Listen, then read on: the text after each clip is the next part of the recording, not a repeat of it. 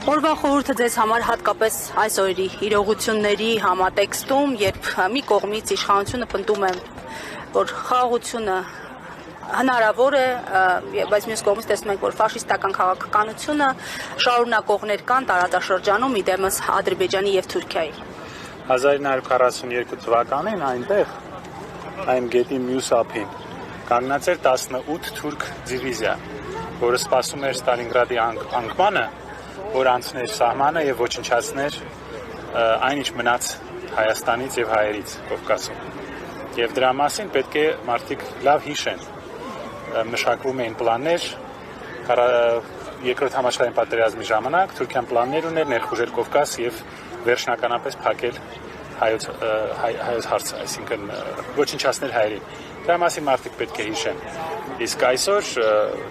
երևի ճիշտ կլինի չխոսալ այդ մարդկանց մասին, մեր այսպես կոչված ղեկավարության մասին, այսօր հաղթանակի օր է, ոչ թե պարտության եւ դավաճանության օր է, սա մի քիչ ուրիշ ժանր է։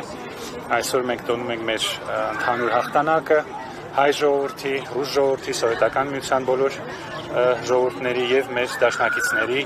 Անգլիայի եւ Միացյալ Նահանգների հաղթանակը, որտեղ սովետական միությունը ահռելի եւ գերիշխող դեր կատարեց, 27 միլիոն զոհ տվեց եւ կոտրեց փաստորեն Հիտլերի եւ նացիստական Գերմանիայի ողնաշարը։ Դա այն օրն էր, երբ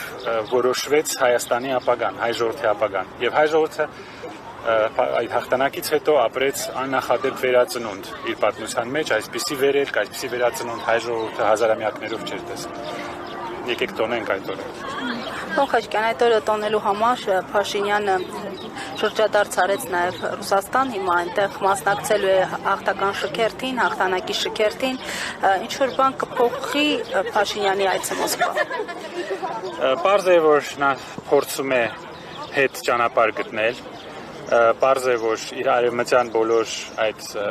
հույսերը, այդ հեքիաթները տապալվեցին, արևմուտքը որևէ ռեալ բան չարեց Հայաստանի համար, մեզ փոկեց Ռուսաստանից, փչացրեց մեր հարաբերությունները Ռուսաստանի հետ եւ մենք մնացինք այս ճգնաժամում։ Պարզ է, նա հասկանում է, որ պետք է հիմա նորից փորձի ինչ-որ լեզու գտնել ռուսների հետ, բայց փոխանակ մենք դա անեինք արժանապատիվ ձևով, որպես արժանապատիվ դաշնակից եւ ընկեր։ Հիմա սա բոլորը տեսնում են որպես ստիպված, այսպես նվաստացուցիչ ստիպված, այսպես ծնկերի վրա հետ գալ Մոսկվա։ Եվ իր ներկայությունը այնտեղ մի անգամից երևում է, անգամ այդ կադրերից երևում է, որ նա ստիպված է այնտեղ լինել, նա ոչ մի բան չի հասկանում, ոչ մեծ հաղթանակից, ոչ ռուս ժողովրդի եւ հայ ժողովրդի բարեկամությունից նա ոչ մի բան չի հասկանում։ Դե ոչինչ, թող գոնե նստի, շատ չխոսա ռուսերեն ու մենք չխայտարակվենք։ Խաչկյան, օբյեկտիվ չեն նաեւ հակադարձումները, ոչ միայն իշխանական, այլև հանրային տարբեր շրջանակների, որ Մոսկվան էլ մեզ համար լավ դաշնակից չեղավ։ Որպես ինչ որ երկիրը ձեզ լավ դաշնակից լինի, դուք պետք է այդ երկրին վերաբերվեք որպես դաշնակից եւ հասկանաք այդ երկրի շահերը եւ ճիշտ հաշվարկեք ձեր քայլերը։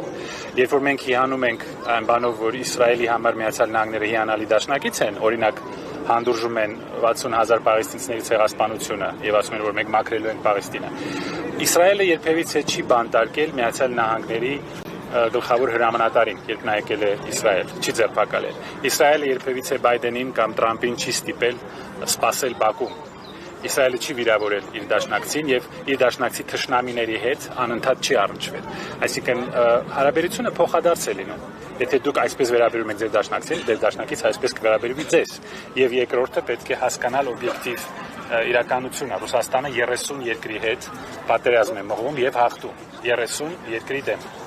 Ռուսաստանը ծանր վիճակում է եւ հենց այդ ծանր վիճակից օգտվելով այս մարդը վազեց Պրագա, երբ որ ռուսները հետ քաշվեցին Խարկովի տակ, վազեց Պրագա եւ հանձնեց Ղարաբաղը։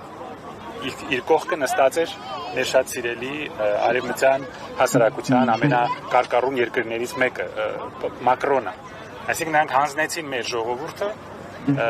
տեսնելով, որ Ռուսաստանը հետ է քաշվում, թուլանում։ Դաշնակից ունենալը դա այնպեսի բան է, որ դուք էլ պետք է դաշնակից լինեք ձեր դաշնակցի համար եւ դուք երբ որ հանձնում եք ձեր սեփական ժողովրդին, դուք մի մեղադրեք ձեր դաշնակցին, որ նա ձեր տեղը չկրվեց։ Հասկանալի է։